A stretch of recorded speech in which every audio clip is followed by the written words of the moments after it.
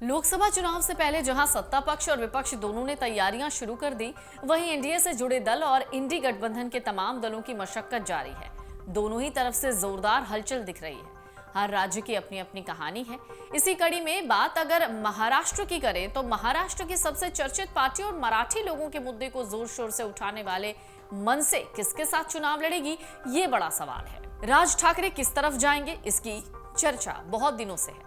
हाल ही में जब राज ठाकरे ने मुख्यमंत्री एकनाथ शिंदे से मुलाकात की और लंबी चर्चा हुई थी, तभी अटकलें लगाई जा रही थी कि राज ठाकरे भी शिंदे गुट के साथ यानी एनडीए का हिस्सा बन सकते हैं। इन दोनों की मुलाकात के बाद चर्चा हुई कि महाराष्ट्र में राम मंदिर के उद्घाटन का जश्न कैसे होगा। सिर्फ इसी मुद्दे पर बात हुई, पर क्या आपको लगता है कि सिर्फ इसी मुद्दे पर बात हुई होगी? सत्ताधारी पार्टी की ओर से क्या राज ठाकरे को अपने साथ लाने की पेशकश नहीं की गई होगी? लेकिन इस मुलाकात के बाद ऐसा कोई बयान सामने नहीं आया। सिर्फ ये कहा गया कि राम मंदिर उद्घाटन का जश्न कैसे होगा, एकनाथ शिंदे और राज ठाकरे के बीच सिर्फ यही बात हुई। जिस तरह से पिछली बार महाराष्ट्र में सियासी उलटफेर हुआ, उसी तरीके से एक बार फिर चर्चा तेज है कि एक बार फिर एक बड़ा उलटफेर दिखने को मिल सकता है, जिसमें कि राज ठाकरे एनडीए के साथ जाते दिखाई पड़ सकते हैं। महाराष्ट्र की राजनीति में बीते कई दिनों से उथल पुथल है। शरद पवार अजित पवार का विवाद चर्चा में है, लेकिन राज ठाकरे एक ऐसा नाम है जो सत्ता से बाहर रहते हुए भी चर्चा में रहता है। पिछले कई समय से राज ठाकरे के लोकसभा चुनाव लड़ने की चर्चा है।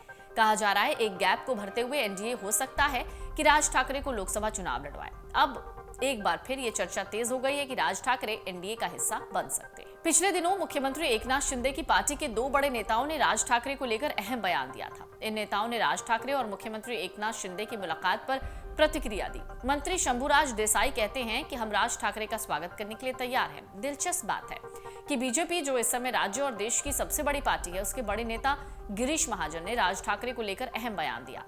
उन्होंने राज ठाकरे को समान विचारधारा वाला कहा अगर वो आ रहे हैं तो किसी को आपत्ति नहीं होनी चाहिए, आलोचना वही करनी चाहिए जहां गलतियां हो, हम समान विचारधारा वाले हैं। राज ठाकरे महागठबंधन के लिए अहम है क्योंकि राज ठाकरे एक प्रभावशाली व्यक्तित्व है। युवाओं के बीच क्रेज है। अगर राज ठाकरे हिंदुत्व के मुद्दे पर महागठबंधन में शामिल होते हैं तो सत्ताधारी पार्टियों की ताकत बढ़ जाएगी। हालांकि राज ठाकरे हमेशा से एनसीपी पर बरसते रहे हैं, फिर चाहे शरद गुट हो या अजित पवार गुट। इससे पहले का उनका बयान आपको याद होगा, जब उन्होंने कहा था एनसीपी की एक टीम अभी बीजेपी के साथ गई है, दूसरी भी जाएगी। राज ठाकरे ने कहा कि एनसीपी प्रमुख शरद पवार और पीएम मोदी के संबंध बहुत कुछ कहते हैं। दोनों के बीच बहुत भाईचारा है, इसलिए शरद पवार ने मोदी के फायदे की राजनीति अख्तियार की है।